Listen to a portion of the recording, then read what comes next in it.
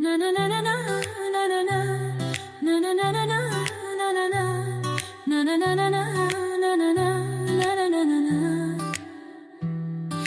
هست تو قلبم که هر شب واسه اون می‌نویسم و اون خوابه، نمیخوام بدونه واسه اونه که قلب من این همه بیتابه. یه کاغذ یه خودکار دوباره شده همدم این دل دیوونه، یه نامه که خیسه پر از اشکه و کسی بازم اونو نمیخونه. یه روز همینجا توی اتاقم یه دفعه گفت داره میره، چیزی نگفتم آخه نخواستم دلشو غصه بگیره. گریه میکردم دورو که میبست، میدونستم که میمیرم. اون عزیزم بود نمیتونستم جلوی راهشو بگیرم.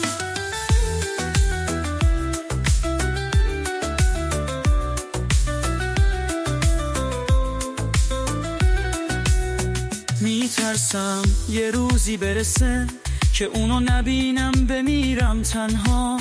خدایا کمک کن نمیخوام بدونه دارم جون میکنم اینجا. سکوت اتاقو داره میشکنه تیک تاک ساعت و دیوار، دوباره نمیخواد بشه باور من که دیگه نمیاد انگار. میترسم یه روزی برسه که اونو نبینم بمیرم تنها.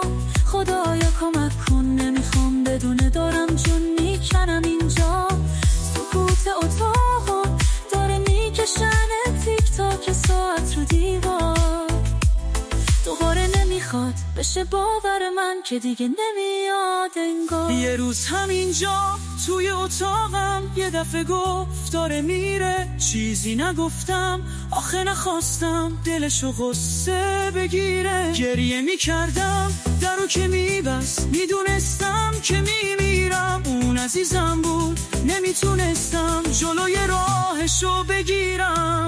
یکی هست تو قلبم که هر شب واسه اون مینویسم و اون خوابه، نمیخوام بدونه واسه اونه که قلب من این همه بیتابه.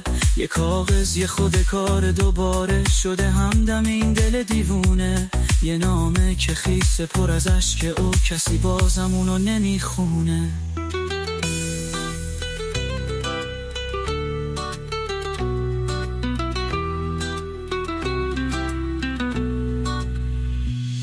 یکی هست تو قلبم که هر شب واسه اون مینویسم و اون خوابه، نمیخوام بدونه واسه اونه که قلب من این همه بیتابه. یه کاغذ یه خودکار دوباره شده همدم این دل دیوونه، یه نامه که خیسه پر از اشکه و کسی بازم اونو نمیخونه.